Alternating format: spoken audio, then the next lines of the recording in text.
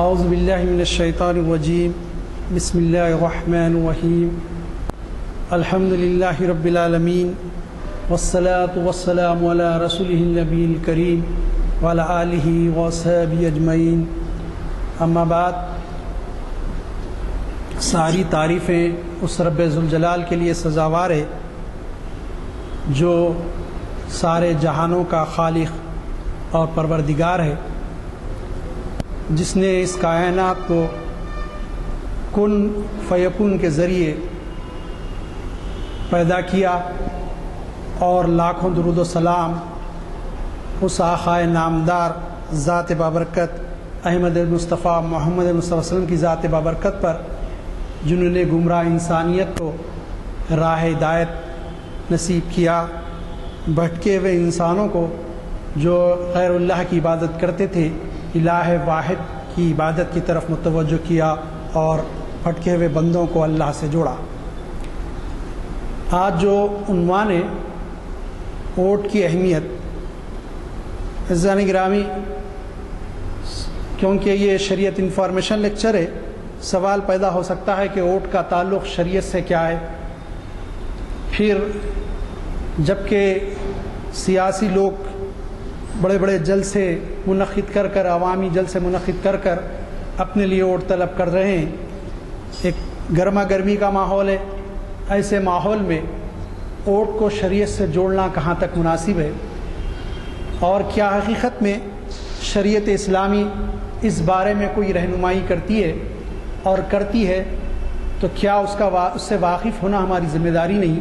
یہی سوالات تھے جو اس عنوان کے انتخاب کا باعث بنے، اور انہی سوالات کو لے کر میں آپ کے درمیان موجود ہوں، اور اللہ تعالیٰ اگر توفیق دے تو کچھ نکات بھی لکھ کے لایا ہوں، کوشش کروں گا کہ اس عنوان پر آپ کو مخاطب کروں اور شریعت اسلامی کی روشنی میں ووٹ کی اہمیت کو واضح کیا جائے۔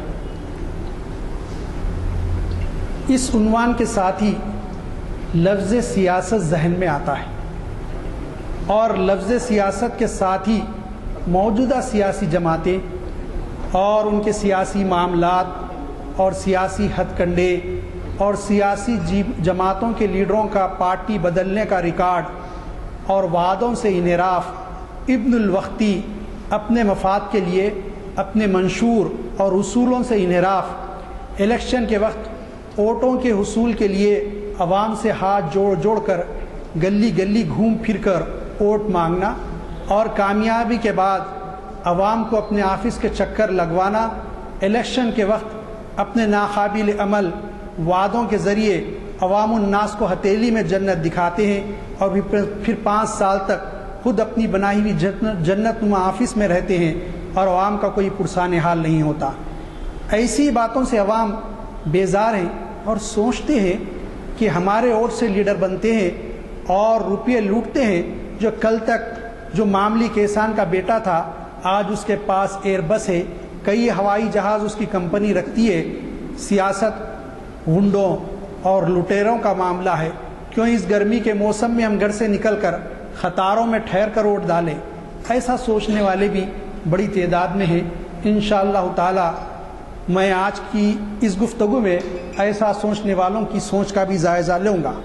ایک دوسرا نقطہ نظر ہے، اور اس نقطہ نظر کا تعلق صرف اور صرف ہماری قوم یعنی مسلمانوں سے ہے۔ مسلمانوں میں ایک گروہ شروع سے رہا ہے جو یہ سوچ رکھتا ہے کہ جمہوری نظام ایک باطل نظام ہے، اور اس نظام کے استحکام میں حصہ لینا باطل کو طاقتور بنانے کے مماثل ہے۔ کہ آپ کہیں گے ایسی سوچ رکھنے والے اب کم ہو گئے، لیکن شاید آپ جانتے نہیں کہ اس موقع پر مسلمانوں کے ووٹ کی طاقت کو کمزور کرنے شمالی ہندوستان میں ایسے نظریات کی بہت ہی زور و شور سے تشہیر کی گئی۔ اس دور کی بڑی محتاج شخصیت، میری مراد صدر مسلم پرسنل لا بورڈ مولانا رابع حسنی ندوی صاحب سے ہے، کہ ان کو محسوس ہوا کہ یہ خطرناک سازش ہے، فوری انہوں نے ووٹ دینے کی تائید میں ایک مضمون اخبارات کے حوالے کیا، اور اخبارات نے اس مضمون کو شائع کیا۔ سب سے پہلے میں آج جمہوری نظام حکومت کا جائزہ لینا چاہوں گا کہ شریعت اسلامی نظام حکومت کے لیے کیا رہنمائی کرتی ہے۔ ویسے تو اسلام میں کوئی خاص طرز حکومت کو ناجائز قرار نہیں دیا گیا، چاہے وہ بادشاہی نظام ہو کہ جمہوری نظام، اور جمہوری نظام میں بھی، جمہوری نظام حکومت میں بھی دو جماعتی نظام، اس کی مثال امریکہ وغیرہ ہے جہاں پر دو ہی جماعتیں الیکشن لڑے گی، یا کثیر جماعتی جمہوری نظام جو کہ ہمارے ملک میں رائج ہے۔ شریعت اسلامی میں البتہ یہ ہے کہ پسندیدہ طرز حکومت نظام خلافت ہے۔ عزیزان گرامی، نظام خلافت کے ساتھ ہی ایک ولولہ، ایک جوش اور جذبے کی کیفیت جسم میں محسوس ہوتی ہے، چھریرے جسم میں آتی ہے، کہ کیونکہ ہم تاریخ پڑھتے ہیں تو خلافت کے ادوار کو جب پڑھتے ہیں تو احساس ہوتا ہے کہ کیا بہترین دور تھا۔ لیکن میں اس بارے میں جو بات کہنے جا رہا ہوں اس کو غور کریے۔ ہمارے ملک کا نظام سیاسی جمہوری ہے، اور دستور میں ہر ہندوستانی شہری کو جو آزادی ہے وہ یکساں اور اس طرح اپنے پسند کے نمائندے کو منتخب کرنے کے لیے ہر شہری کو برابر کے مواقع حاصل ہیں۔ ہمارا ملک تکثیری ہے، یہاں کئی مذاہب کے ماننے والے رہتے ہیں اور دستور ہر ایک کو مذہبی آزادی دیتا ہے۔ ہمارے ملک کو دارالکفر کی تعریف میں نہیں لایا جا سکتا، مسلمان اسے دارالمعاہدہ کہہ سکتے ہیں۔ ہم سب شہری دستوری اعتبار سے ایک معاہدے میں بندھے ہوئے ہیں جو مساوات کی بنیاد پر ہے، اور یہ طرز حکومت بادشاہی نظام کے مقابلے میں بہتر ہے اور کسی قدر نظام خلافت کے قریب تر ہے، بادشاہی نظام کے مقابلے میں نظام خلافت کے قریب تر ہے۔ اگر ہم حضور اکرم صلی اللہ علیہ وسلم کی سیرت طیبہ کا مطالعہ کریں تو پتہ چلے گا کہ حق و انصاف اور عدل کے لیے آپ نے حلف الفضول میں حصہ لیا، اور نبوت کے بعد ارشاد فرمایا کہ اگر آج بھی کوئی مجھ سے حلف الفضول کا حوالہ دے کر مدد طلب کرے تو میں اس کی مدد کروں گا۔ اب یہ موقع نہیں، حلف الفضول فضل نامی 3 شخصیتیں تھیں، ایک معاہدہ ہوا تھا کہ کسی پر ظلم ہو تو اس مظلوم کی مدد کی جائے گی۔ حضور صلی اللہ علیہ وسلم بالکل نوجوان تھے، اس عمر میں آپ اس میں شامل ہوئے تھے۔ پھر آپ صلی اللہ علیہ وسلم مدینہ منورہ تشریف لائے تو آپ نے مدینہ منورہ کو جو ایک اسلامی ریاست بن چکی تھی اور اس کے اطراف رہنے والے قبائل بشمول یہودیوں سے مختلف معاہدات کیے۔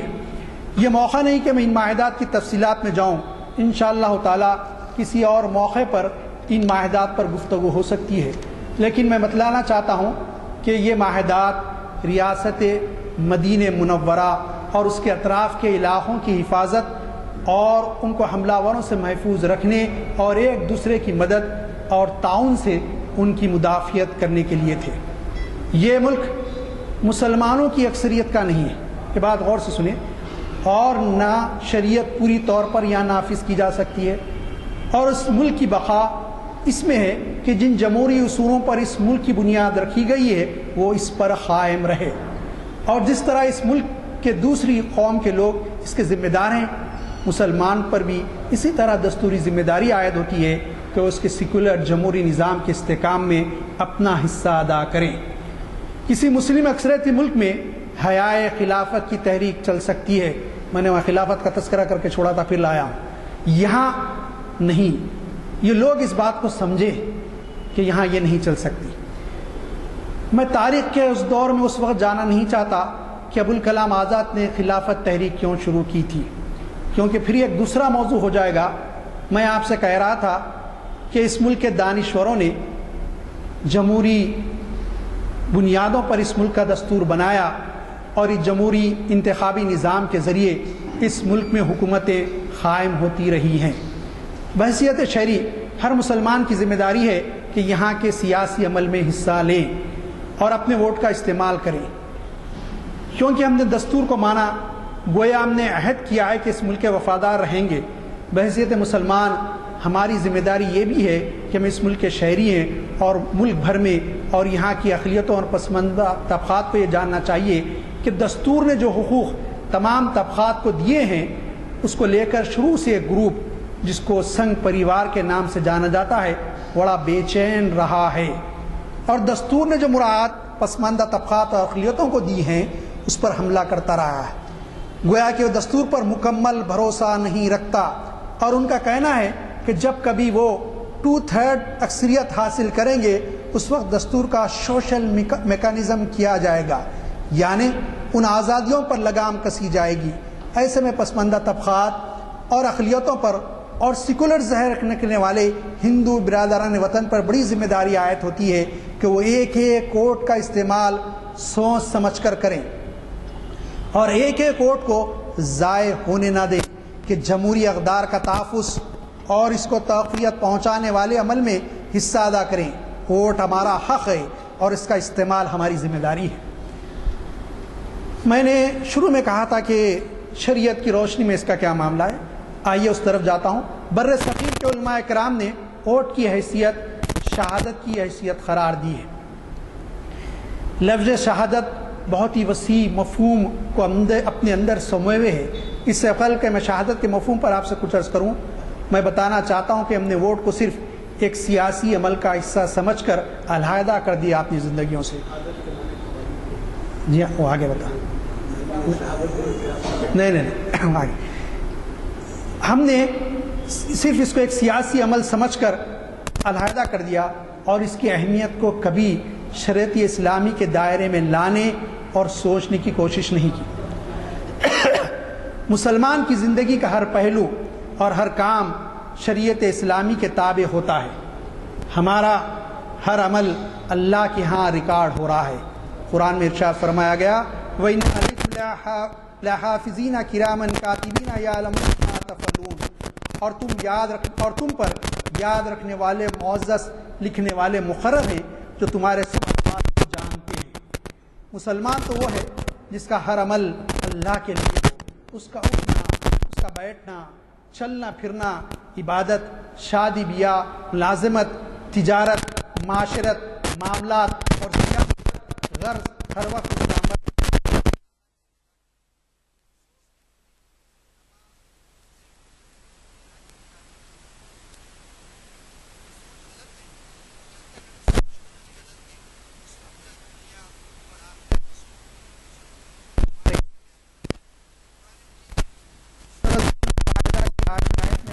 کا عمل فرماتا ہے اعوذ باللہ من الشیطان الرجیم یا ایھا الذین آمنوا کونوا قوامین للہ شہداء یجرمنکم اللہ تعدلوا اعدلوا هو اقرب للتقوی واتقوا اللہ ان اللہ خبیر بما تعملون۔ اے ایمان والے کھڑے ہو جایا کرو اللہ کے واسطے گواہی دینے کو انصاف کی، اور کسی قوم کی دشمنی کے باعث انصاف کو ہرگز نہ چھوڑو، عدل کرو، یہی بات زیادہ نزدیک ہے تقوی سے، اور ڈرتے رہو، اللہ کو خوب خبر ہے جو تم کرتے ہو۔ حاضرین اکرام، اس آیت کے مفہوم اور تشریح میں خود کرنے کے بجائے میں نے نوٹ کر کے لایا ہے۔ میں جو ہے اس آیت کی تشریح آپ کے سامنے رکھوں گا، لیکن اس سے پہلے اس آیت کے بارے میں کچھ کہنا چاہوں گا کہ اس آیت کا مفہوم سورہ نساء میں الفاظ کے تقدم و تاخر کے ساتھ آیا ہے۔ شہادت بہت وسیع و عریض معنی رکھتا ہے۔ قرآن کریم نے اس مضمون پر کئی آیتوں میں مختلف عنوانات سے زور دیا اور اس کی تاکید فرمائی کہ لوگ سچی گواہی دینے میں کوئی کوتاہی اور سستی نہ برتیں۔ ایک جگہ ارشاد فرمایا گیا کہ گواہی کو چھپاؤ نہیں، اور جو چھپائے گا اس کا دل گناہگار ہوگا۔ جس سے سچی گواہی دینا واجب اور اس کا چھپانا سخت گناہ ہے ثابت ہوا۔ شہادت کے ایک معنی گواہی کے۔ اب یہ گواہی کن کن موقع پہ ہوتی ہے؟ میں اس کی تفسیر اصل میں مولانا محمد مفتی شفیع جو ہے بہت بڑے مفسر گزرے ہیں، اور اردو زبان میں ان کی بہت معرکۃ الآراء تفسیر معارف القرآن کے نام سے، اور جو پاکستان سے شائع ہوئی ہے، انہوں نے جو کچھ اس کی تفسیر کی وہ آپ کے سامنے میں بیان کر دیتا ہوں اس موقع پر۔ میں اس موقع پر اس آیت کی تفسیر میں اردو زبان کی مشہور و معروف تفسیر معارف القرآن محمد مفتی شفیع صاحب نے جو تحریر کیا وہ آپ کے سامنے رکھتا ہوں۔ لفظ شہادت اور گواہی کا جو مفہوم آج کل عرف عام میں مشہور ہو گیا، وہ تو صرف مقدمات میں کسی حاکم کے سامنے گواہی دینے کے لیے مخصوص سمجھا جاتا ہے، مگر قرآن و سنت کی اصطلاح میں لفظ شہادت اس سے زیادہ وسیع مفہوم رکھتا ہے۔ مثلا کسی بیمار کو ڈاکٹر کا سرٹیفکیٹ دینا کہ یہ آدمی نوکری کے قابل نہیں، یہ بھی ایک شہادت ہے۔ اگر اس میں واقع کے خلاف لکھا گیا تو جھوٹی شہادت ہو کر گناہ کبیرہ ہو گیا۔ اس طرح امتحانات میں طلباء کے پرچوں پر نمبر لگانا بھی ایک شہادت ہے. اگر جان بوجھ کر بے پرواہی سے نمبروں میں کمی و بیشی کر دی تو وہ بھی جھوٹی شہادت ہے اور حرام اور سخت ترین گناہ ہے. کامیاب ہونے والے فارغ التحصیل طلباء کو سند یا سرٹیفکیٹ دینا اس کی شہادت ہے کہ متعلقہ کام کی اہلیت و صلاحیت رکھتا ہے. اگر وہ شخص واقع میں ایسا نہیں تو اس سرٹیفکیٹ یا سند پر دستخط کرنے والے سب کے سب شہادت کاذبہ کے مجرم ہو جاتے ہیں. اس طرح اسمبلیوں اور کونسلوں وغیرہ کے انتخاب میں کسی امیدوار کو ووٹ دینا بھی ایک شہادت ہے جس میں ووٹ دہندہ کی طرف سے اس کی گواہی ہے کہ ہمارے نزدیک یہ شخص اپنی استعداد اور قابلیت کے اعتبار سے بھی اور دیانت و امانت کے اعتبار سے بھی قومی نمائندہ بننے کے قابل ہے. اب غور کیجئے کہ ہمارے نمائندوں میں کتنے ایسے ہوتے ہیں کہ حق میں گواہی سچی اور صحیح ثابت ہو سکے، مگر ہمارے عوام ہیں کہ انہوں نے اس کو محض ہار جیت کی کھیل سمجھ رکھا ہے. اس لیے ووٹ کا حق کبھی پیسوں کے عوض فروخت ہوتا ہے، کبھی کسی دباؤ کے تحت، کبھی ناپائیدار دوستوں اور ذلیل وعدوں کے بھروسے پر اس کو استعمال کیا جاتا ہے. اور تو اور لکھے پڑھے دیندار مسلمان بھی نااہل لوگوں کو ووٹ دیتے وقت کبھی یہ محسوس نہیں کرتے کہ جھوٹی گواہی دے کر مستحق لعنت و عذاب بن رہے ہیں. نمائندوں کے انتخاب کے لیے ووٹ دینے کی عذر قرآن ایک دوسری حیثیت بھی ہے جس کو شفاعت یا سفارش کہا جاتا ہے. ووٹ دینے والا گویا سفارش کرتا ہے کہ فلاں امیدوار کو نمائندگی دی جائے. اس کا حکم قرآن کریم کے الفاظ میں بیان ہو چکا، یعنی جو شخص اچھی سفارش کرے گا تو جس کے حق میں سفارش کی اس کے نیک عمل کا حصہ بھی اس کو ملے گا، اور جو شخص بری سفارش یعنی کسی نااہل برے شخص کو کامیاب بنانے کی صحیح کرتا ہے اس کے برے اعمال کا حصہ ملے گا. اس کا نتیجہ یہ ہے کہ امیدوار اپنی کارکردگی کے 5 سالہ دور میں غلط اور ناجائز کام کر کے ان سب کا وبال ووٹ دینے والے کو بھی پہنچے گا. ووٹ کی ایک تیسری شرعی جہت ہے وکالت کی ہے کہ ووٹ دینے والا اس امیدوار کو اپنی نمائندگی کے لیے وکیل بناتا ہے، لیکن اگر یہ وکالت اس کے کسی شخص سی حق کے متعلق ہوتی ہے اور اس کا نفع نقصان صرف اس کی ذات کو پہنچتا ہے تو اس کا یہ خود ذمہ دار ہوتا ہے. مگر یہ ایسا نہیں، کیونکہ یہ وکالت ایسے حقوق کے متعلق ہے جن میں اس کے ساتھ پوری قوم شریک ہے. اس لیے اگر کسی نااہل کو اپنی نمائندگی کے لیے ووٹ دے کر کامیاب بنایا گیا تو پوری قوم کے حقوق کو پامال کرنے کا گناہ بھی اس کی گردن پر رہا. عزیزان گرامی، یہ اصل میں نے کوٹ کیا تھا ان کی تفسیر سے، یہ میری اپنی کوئی رائے نہیں ہے. بہت بڑے مفسر، بہت بڑے عالم دین بر صغیر کے، انہوں نے ووٹ کے بارے میں اور شہادت کے مفہوم کے بارے میں جو کچھ اپنی تفسیر معارف القرآن میں لکھا میں نے اس کو کوٹ کیا.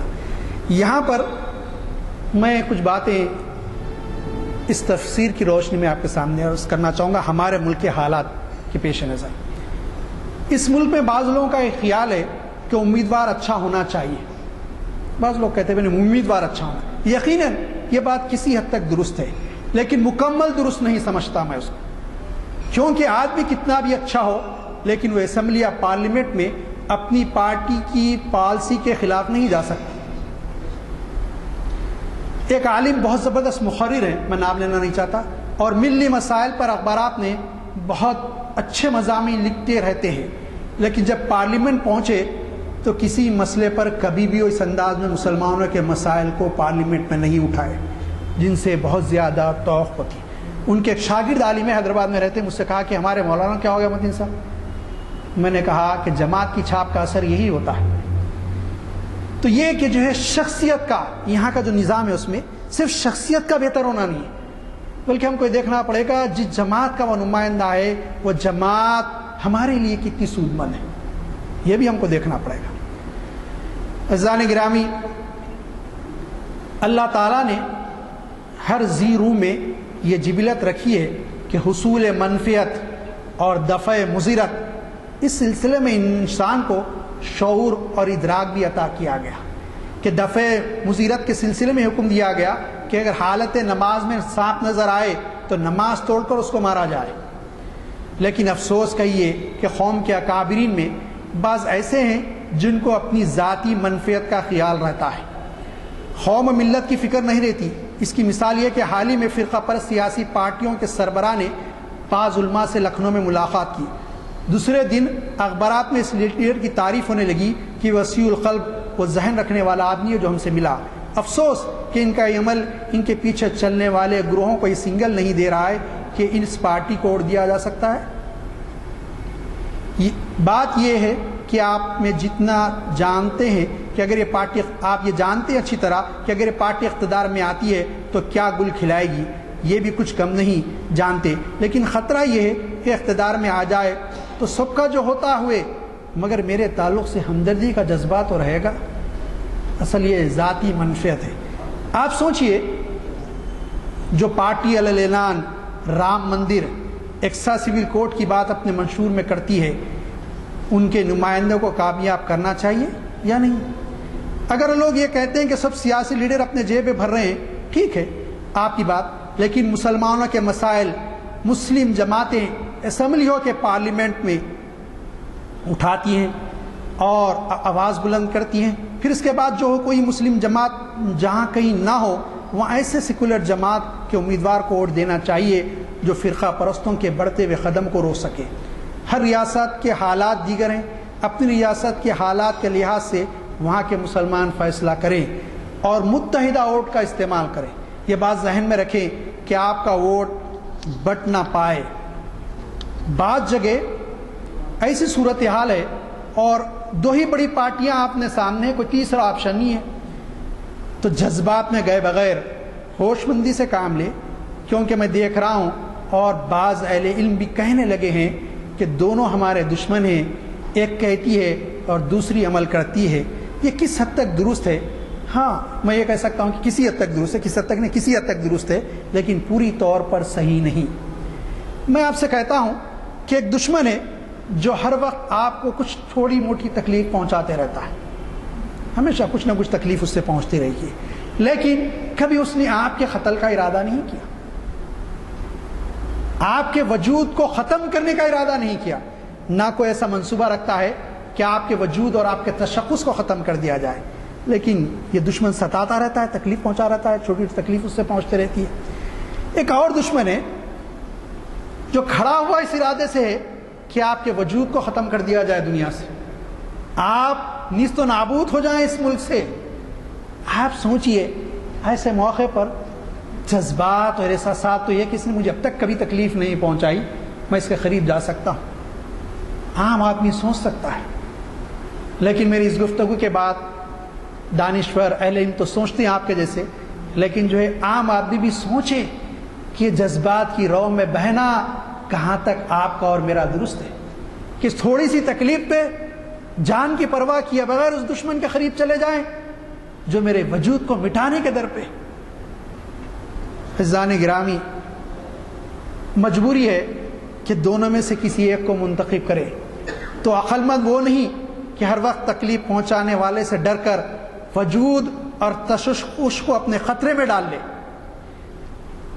بلکہ عقل مند تو وہ ہے کہ جو ہے جان کی سلامتی کی فکر کرے اور جس سے کچھ تکلیف پہنچتی ہے اس کی تکلیف کو برداشت کیا جائے. اب یہ نہیں دیکھا جائے گا کہ کبھی اس سے فائدہ بھی پہنچا ہے کہ نہیں پہنچا، یہ بھی نہیں دیکھا جائے گا. ٹھیک ہے صاحب، فائدہ نہیں پرواہ نہیں، فائدہ نہ پہنچا ہے نہیں پہنچا، سب میرے وجود کا تو دشمن نہیں ہے، یہ دیکھا جائے گا. اس لیے ووٹ نہیں ڈالنا چاہیے، بلکہ یہ دیکھا جائے گا کہ جو ہے یہ میرے وجود کو ختم کرنے کے در پہ نہیں ہے اور اس سے کبھی فائدے بھی ہوتے ہیں. بہت سارے مسائل میں فائدے ہوتے رہیں. اس ملک میں، اس شہر، اس ریاست میں میں آپ سے کہنا چاہتا ہوں کہ جو ہے 4% ریزرویشن بہت زیادہ مسلمانوں کو غریب فائدہ ہوا. آج بھی اتنے ایسے مسلمان ہیں، بچے بچیاں تعلیم حاصل کریں، ہو سکتا ہے کوئی کسی اور کی بھی اولاد ہو جو تعلیم حاصل کر رہی ہے، جس کو فی ری ایمبرسمنٹ میں پیسے فیس کے دیے گئے، تو جو ہے وہ اس پارٹی کے منشور کے مطابق دیا گیا اور جو اس کی حکومت کی وجہ سے آپ کو فی ری ایمبرسمنٹ مل رہا. عزیزان گرامی، مارچ 13، 14، 15 عمر احمد شفیق، یہ میرے ساتھی ہیں، تعمیر ملت کے کارکن یہاں بیٹھے ہیں، تو جو ہم دونوں گجرات کے دورے پر تھے. ہم کو بتایا گیا کہ صاحب ریاستی حکومت تو اسکالرشپ دینا چھوڑیے، مرکزی حکومت کی اسکالرشپ بھی ہم تک نہیں پہنچ سکتی. کتنے؟ 17 روپے، 70 روپے اسکالرشپ دی جاتی ہے جونیئر کالج، ڈگری کالج، وہ مرکز سے اتنی چاہیے. آپ ذرا سوچئے کہ جذبات کی رو میں کوئی آنے سے کیا فرق پڑتا ہے. بہت سارے لوگ کہنے لگے کیسے فرق نہیں پڑتا. شریعت اسلامی کہتی ہے کہ یہ دیکھا جائے کہ اگر دو برائیوں میں سے کسی ایک برائی کو پسند کرنا ہے تو جو کم تر برائی ہے اس کو پسند کیا جائے. میں فائدے کی بات نہیں کر رہا ہوں, منفعت کی بات نہیں کر رہا ہوں. میں تو آپ کو بتایا منفعت ہوئی, فائدہ ہوا, لیکن اب برائیوں کی بات. جب دو برائیاں سامنے ہیں, جو ایک بڑی برائی ہے اور ایک چھوٹی برائی ہے, تو دانش مندی کا کام یہ ہے کہ جذبات کی رو میں بہے بغیر چھوٹی برائی کو پسند کیا جائے, چھوٹی برائی کو پسند کیا جائے. عزیزان گرامی, میں سمجھتا ہوں کہ ہفتے کو بھی جو لیکچر ہوا جس کا اشارہ کیا غلام ازدانی صاحب ایڈوکیٹ نے, اس پہ یہ بات آئی کہ اس وقت کوشش یہ ہے کہ الیکٹرانک اور پرنٹ میڈیا کے گھوڑے پر سوار ہو کر لال قلعے کو فتح کیا جائے اور اس پر ہندوتوا کا پرچم لہرایا جائے. اور کوشش یہ ہے کہ 2/3 اکثریت حاصل کر کے پارلیمنٹ میں ایسے ایسے قوانین لائے جائیں, دستور میں ترمیمات کی جائیں کہ اقلیتوں کو اور یہاں کے پسماندہ طبقات کا اس ملک میں جینا دوبر ہو جائے. یہ ہے. اس موقع پر میں نے بتایا کہ میں نے اپنی طرف سے کوئی رائے نہیں دی, جو مولانا مفتی شفیع صاحب کی جو رائے ہے کہ شہادت یہ بہت بڑی گواہی ہے ووٹ, اور اس کا استعمال ہم کو کرنا چاہیے.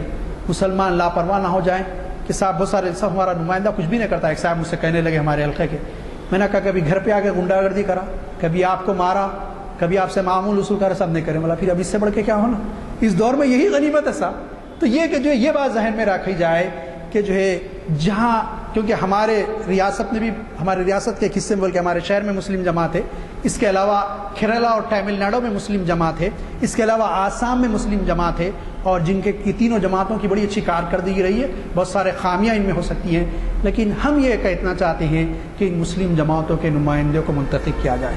جہاں مسلم نمائندے نہیں ہیں وہاں کوئی تیسری ایسی فورس ہے جو آپ سمجھتے بڑی سیکولر فورس ہے اور یہ ہندوتوا کے اس ملک میں بڑھتے ہوئے قدم کو روک سکتی ہے, اس کو دیا جائے. ورنہ پھر دو جماعتیں ہیں تو اس میں کمتر جو ہے, جو برائی ہے, برائی کہہ رہا ہوں میں اس لیے کہ لوگ آج بہت ناراض ہیں, اچھائی اگر کہوں گا, میں نے اچھائی بھی اس کی بتا دی ہے, تو اس برائی کو پسند کیا جائے. یہ جذبات کی رو میں بہنے کے بجائے دانش مندی, ہوش مندی سے فیصلہ کیا جائے, اور یہ کوشش کی جائے کہ جو ہے ہم ہندوستان کے ایک شہری ہے, اور شہری ہونے کے ناطے اس ملک کے لیے بھی کچھ ذمہ داریاں ہم پر عائد ہوتی ہیں, جیسے دوسرے طبقات پر عائد ہوتی ہے. میں اس سے پہلے بیان کر چکا ہوں مختصر, لیکن اس کو وضاحت کے ساتھ آپ کے سامنے رکھ رہا ہوں. مسلمانوں پر بھی ذمہ داری عائد ہوتی ہے کہ یہ اس ملک کا جو سیکولر ڈھانچہ ہے اس کی برقراری میں ووٹ کے ذریعے اگر اس کو استحکام ملتا ہے تو ہم ووٹ دیں اور کثیر تعداد میں نکل کر دیں, اول وقت میں ووٹ دیں. یہ ہماری ذمہ داری ہے کہ ہم یہ کہ جو ہے یہ جو بات آئی اوپر کہ جو ہے وہ اصل میں مولانا مفتی شفیع صاحب نے جو تفسیر میں کہا وہ پاکستان کی بات تھی, وہ پاکستان کی تفسیر ہے ان کی کہ اچھے سے اچھا نمائندہ ہو ورنہ اس کا وبال. اب ہمارے لیے مشکل یہ ہے کہ ہم اللہ کے دربار میں یہ کہہ سکتے ہیں کہ مالک ہم نے کوشش کی کہ جو ہے جو اچھی سے اچھی جماعت ہم سمجھتے نہیں ملی, خراب میں جو اچھی نظر آئی ہم نے اس کو ووٹ دیا. آخری حد یہ ہونا, ہم اس سے بری ذمہ ہے, دوسری بڑی خرابی, بہت بڑی خراب جماعت تھی, ہم اس کو تو ووٹ نہیں دے سکتے. یہ ہونا چاہیے کہ یہ شریعت اسلامی کی روشنی میں جو بحثیت تعلیم میں سمجھ پایا کہ کمتر برائی کو قبول کیا جائے, جو بڑی برائی ہے اس سے بچا جائے.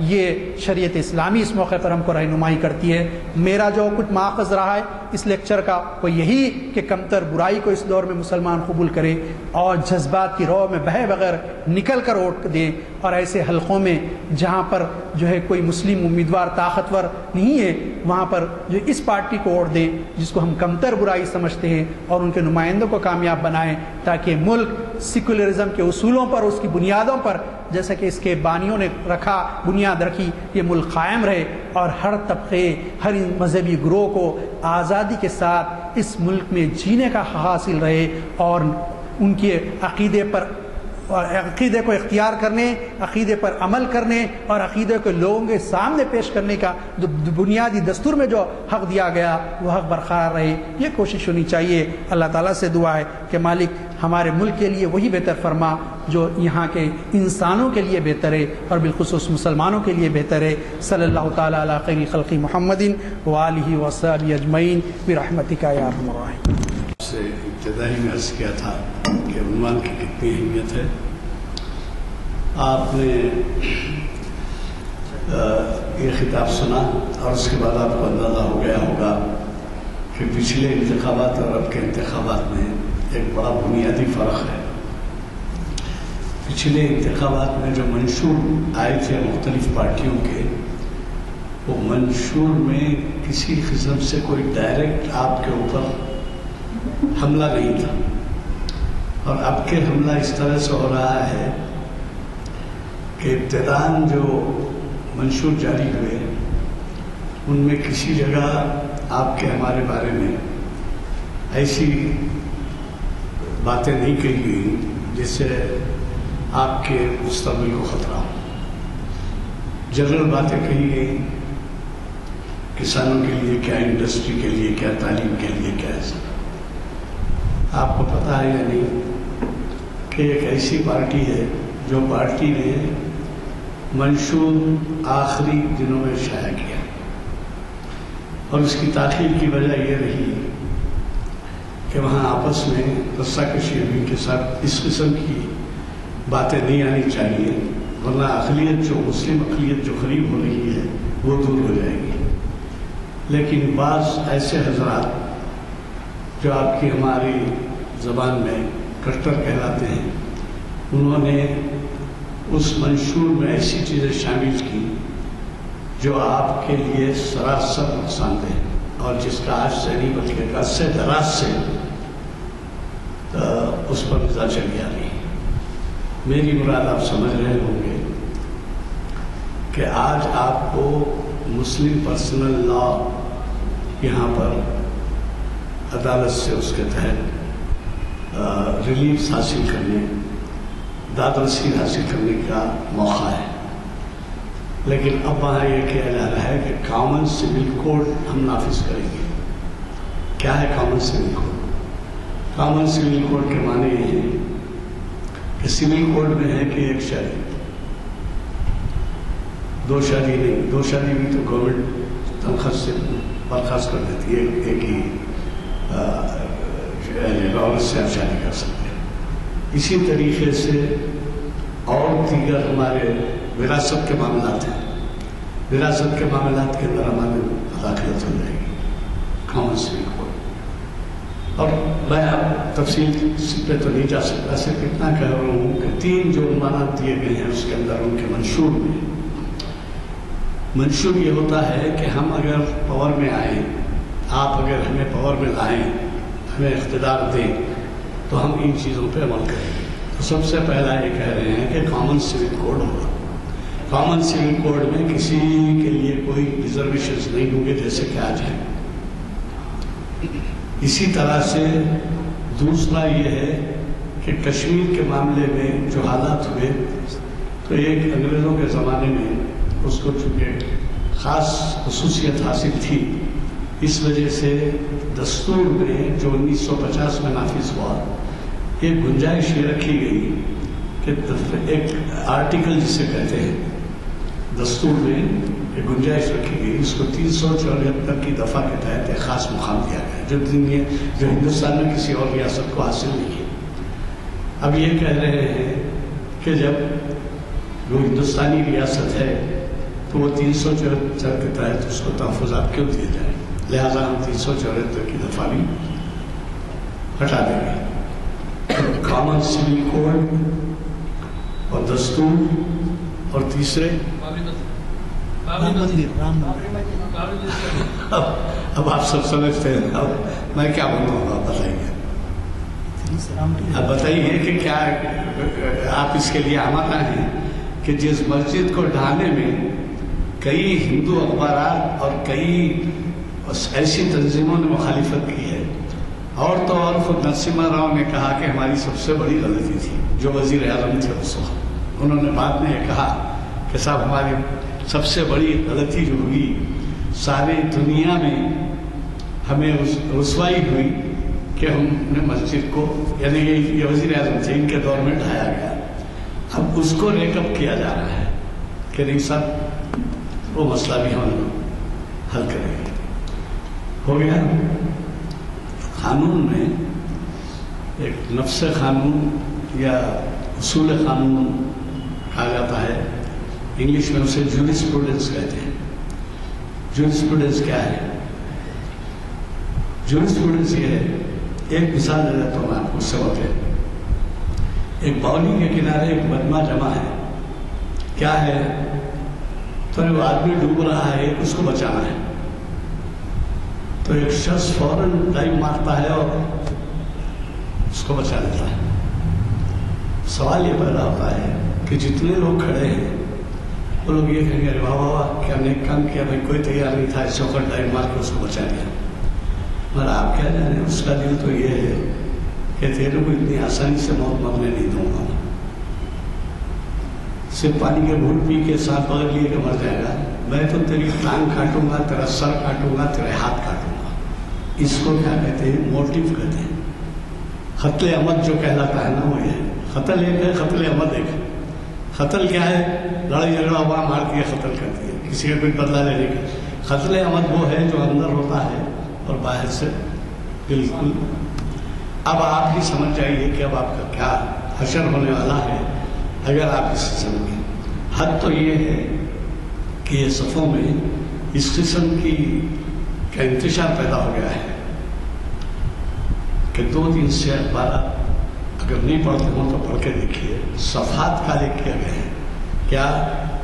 اگر کسی ایک نمائندے کو نہیں ووٹ دینا ہے تو تم ملک چھوڑ دو، بیرون ملک چلے جاؤ، دوسرے ملک کو چلے جاؤ۔ اس میں یہ بھی نہیں کہہ رہے ہیں کہ ایک طبقے کے لوگ، بلکہ جو یہ خلاف بولنے والا ہے وہ باہر چلے جائے، دیش کے باہر چلے جائے۔ حد یہ ہو گئی ہے کہ وہاں خود کیمپ میں 2 اختلافات آ گئے ہیں، یہ کہہ رہے ہیں کہ یہ بالکل غلط بات ہے۔ بنیادی طور پہ جو پالیسی بناتے ہیں پارٹی کی، وہ لوگ کہہ رہے ہیں کہ نہیں اس سے ہم تعلق نہیں ہے، وہ غلط بات، غلط بیانی سے کام لیا گیا ہے۔ اور جب یہ کہے کہ غلط بیانی سے کام لیا گیا ہے، جب اعلان کیا گیا تو بجائے اس کے کہ مقرر یہ کہتا کہ مجھ سے غلطی ہوئی، وہ کہہ رہا ہے میں ابھی بھی اپنی بات رکھا ہے۔ اور کیا چاہیے؟ یہ کوئی سیاسی مجمع نہیں ہے، یہ کوئی الیکشن کا پروپیگنڈا نہیں ہے، صرف دعوت اس بات کی ہے کہ جب آپ ووٹ استعمال کریں تو اس کا استعمال صحیح طریقے سے۔ کیا ہے؟ ارے بھائی اب کہاں وقت نہیں، ہم نہیں جائیں گے، ارے سب چور ہیں، سب کہاں کے ووٹ ڈالے جائیں، یہ مت کریے، کاہلی مت کریے، لے جائیے۔ آپ کو اس کا بھی مقابلہ کرنا پڑے گا، راستے میں ملیں گے ان کے ووٹ چھوڑ دیے جائیں گے لوگ۔ ارے آپ کا ووٹ نظام کالج میں نہیں ہوئی، آپ کا ووٹ فتح میدان میں ہے، اور وہاں سے وہ برقعے میں لیڈیز ہیں تو وہ بھٹک گئے، وہ وہاں جاتے ہیں، وہاں سے کوئی سے دوسری جگہ بٹھا دیا جاتا ہے، راستے میں کھڑے رہ کے بولتے ہیں غلطی چاہے ذرا بتائیے آپ کا کارڈ کرتا ہے، ارے یہ یہاں کا ہے بھائی، موسم نہیں مارکیٹ پہ 2-3 جگہ جا کے آپ کر کے چلے جاتے ہیں۔ اور تو اور آخری بات ختم کرتے ہوئے میں کہتا ہوں، جون 1960 میں اس ایریا میں جہاں آپ ٹھہرے ہیں الیکشنز ہوئے بلدیہ کے، اس کی بنیاد یہ آج جو آپ گریٹر حیدرآباد سنتے ہیں وہ اس زمانے میں وجود میں آیا تھا 1960 تھا۔ یہ کہ سکندرآباد کارپوریشن الگ تھی، 28 ووٹر تھے، حیدرآباد کی کارپوریشن الگ تھی، 64 ووٹر تھے۔ جب دیکھا گیا کہ یہاں کے ووٹرز تعداد میں زیادہ ہیں ایک طرف کے، تو وہ 28 کو ضم کر کے گریٹر حیدرآباد بنا دیا گیا۔ 94 یا 96 ووٹرز یعنی کاؤنسلرس آ گئے۔ اس کا نتیجہ یہ ہوا کہ پہلے کاؤنسلر بنا تو آرے سماج کا بنا، سمجھے نا؟ گو کہ یہاں میئر جو بنا تو اس کا بنا۔ ان الیکشنز میں مجھے گن فاؤنڈری سے، جبکہ میں سبھی وکالت شروع کیا تھا 59 میں، 60 میں مجھے کینڈیڈیٹ بنایا گیا۔ اب آپ تعجب کریں گے کہ یہاں پر آبادی جو ہے ان کی 15-20% مسلمس کی تھی، تو اس کو ہندو میجارٹی ایریا کہتے تھے، باوجود اس کے کہ کرسچنز بہت تھے۔ اور تو جب ووٹنگ ہوئی تو ظاہر ہے کہ وہ فرقہ واریت پھیلی ہوئی تھی، تو جو میرے مقابل میں جو ووٹ آئے 2 حضرات کے ووٹ ملا کر اتنے ہوئے میرے 2 مقابل کے، مجھے تو خیر 900 کچھ 18-19 ووٹ آئے، लेकिन वो 2 के बजाय तो 1400-1500 वोट हो गए। तो मेरे जो 900 वोट आने के ऊपर मेरी जीत करार दी गई, उसको दक्कन क्रॉनिकल ने फर्स्ट पेज पे दिया कि confirmly candidate wins bye 2 votes हो गए। और उसके असरात जो हुए मैं आपको इस वजह से सुनाना चाहता हूँ कि दूसरे दिन अखबार में जब 2 वोट आए तो मुझे अजीब किस्म के तजुर्बात हुए। मैं नाम तो नहीं ले सकता, बड़े बड़े सेठ ये बड़े बड़े लोग तालीम याफ्ता मुझसे कह रहे हैं फ़ोन करके, मुबारक जनाब, हम आखिरी वक्त में बैठे थे, बहस चल रही थी कि वोट डाले जाए न जाए, तो हम तस्वीर किए जाके डालें। तो ये महसूस हो रहा था कि उनका कहना यह है हम जो 4 वोट डाले आप जीते। रास्ते में मिले से मुबारक मुबारक क्या है, तो मैं क्या बोलूँ भाई, गुजर रहे थे, 5 मिनट बाकी थे, हमारे भाई बोले चलो चलो डाल देंगे, तो हम अंदर दाखिल होकर दाखिल, मतलब ये है उनके 2 वोट से जीता हूँ। तो अब आप ये समझिए कि आपके वोट की इतनी अहमियत है। ये सब वाक़यात सुनाना कोई शख्सी प्रोजेक्शन के लिए नहीं है, बल्कि ये सुनाना है कि आप अपने वोट की कम अहमियत न समझिए। और एक बात यह है, आज के दस्तूर में, आज के दुनिया के तरीक़े में, आज के तोज़ी में, तशरीह में, एनालिसिस में, हर चीज़ में ये देखा जा रहा है, बावजूद इसके कि कैंडिडेट हारा है, लेकिन इसके पीछे कितने लोग हैं। अरे पिछले साल तो इसको 25,000 वोट आए थे और दूसरे को 26,000 आए थे।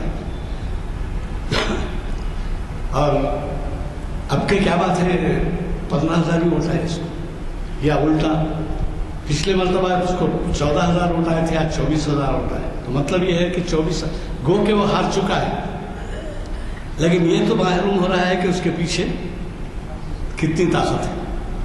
1 वोट 2 वोट से जीत जाना, 10 वोट से जीत जाना, 1000 वोट से जीत जाना नहीं है, बल्कि है ये कि आपका हारा हुआ कैंडिडेट भी आपके पीछे कितनी ताकत रखता है। ठीक है, उन्हें काउंसिल में बैठेगा, पार्लियामेंट में बैठेगा, असेंबली में बैठेगा, जो शख्स लाए दोष लाए, लेकिन जो शख्स हारा हुआ है वो ये जाहिर कर रहा है कि उसके पीछे भी कितनी ताकत है।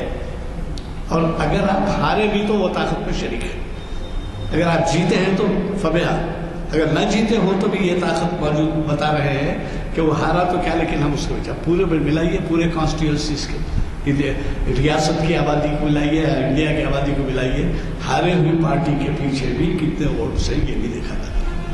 बहरहाल मुझे इससे ज़्यादा कुछ कहना नहीं है, और आज के मेरी हाज़िरी से भी बड़ी खुशी है कि जो देदार शरीक है यहाँ, ये इस बात का शऊर बताती है कि वोट से दिलचस्पी लेने वाले बहुत से मौजूद हैं। हरकत पे आइए, नज़र रखिए, वो चंद लम्हात के लिए अपने आप को वक्फ कीजिए, क्योंकि आपको न सिर्फ अखलाकी जिम्मेदारी है बल्कि ईमान की बात कहना है। खुदा दुआ हो चुकी है, मैं फिर वापस